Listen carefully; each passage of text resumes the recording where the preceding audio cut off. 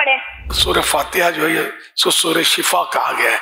1 बार, 3 बार, 7 बार पढ़कर, बल्कि बेहतर यह कि 41 बार पढ़ा जाए, 41 टाइम सूरतुल फातिहा पढ़ के पानी पे दम करके रख ले।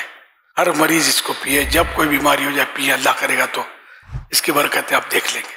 41 टाइम पढ़े वो जो सही पढ़ सकता हो। फिर हर सूरत के साथ बिस्मिल्लाह पढ़नी है।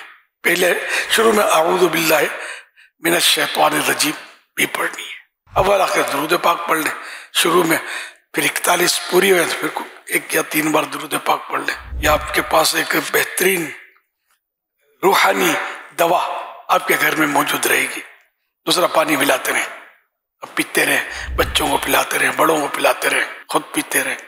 बस सही पढ़ना है। गलत पढ़ेंगे या हरूफ गलत होंगे तो फिर मैं कुछ नहीं कह सकता, नुकसान भी हो सकता है, माना बदल जाते हैं, बारहा ऐसा होता है।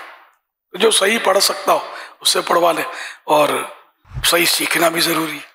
नमाज में तो सूरत नहीं पढ़नी है ना, हर मुसलमान को चाहिए कि वो कुरान करीम दुरुस्त पढ़ना सीखे।